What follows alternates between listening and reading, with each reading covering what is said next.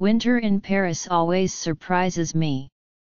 From one January to the next, I forget how very short the days are, how damp the air is, how often it seems we're on the brink of snow but how seldom it arrives, how rare a day of sunshine is and then how weak the light can be.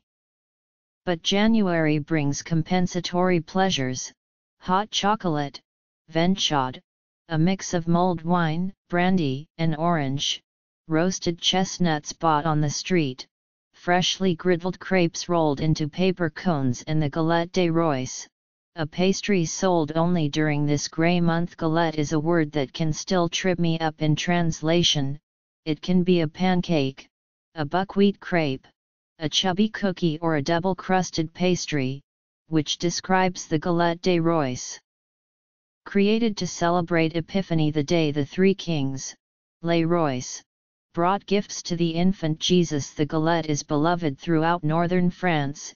In the south, they make a brioche cake, a gâteau des rois that resembles a New Orleans king cake.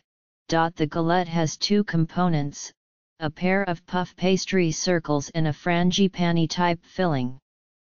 Although pastry chefs have taken to creating fillings with fruits, dried or roasted, chocolate, rose, coconut, citrus and various nuts, the form remains true to tradition. The edges of the galette are scalloped, the better to show the dramatic rise of the pastry and to seal in the velvety almond cream that is the perfect counterpoint to the flaky crusts. If a galette doesn't shatter into hundreds of buttery shards, then a measure of its character is lost. The top, baked to a burnished matte mahogany, is edged in a spare pattern with the tip of a knife. No icing, no frosting, no frippery or frills. In the world of prettily decorated pastries, the galette is as plain as toast. In the years when I was a frequent tourist in Paris, I wasn't much interested in galettes. I was even miffed that for weeks these large pastries overwhelmed patisserie windows and pushed aside most other specialties, the ones that visitors could eat on the run or savor in a hotel room. It was only when I moved to Paris and had a home and friends of my own that I came to appreciate it and to understand one reason locals love it: it's as much a party game as a pastry. Like a birthday cake, it's an invitation to gather and celebrate. Every galette comes with a crown. Some from the best patisseries are intricately designed, but most are made of gold cardboard and a charm. In earlier times, the charm was a dried bean, a fève. It's still the name for the trinket, even though, as with the crowns, today's fèves, made of porcelain, can be quite elaborate. From Epiphanies past, I've saved fèves shaped like macarons.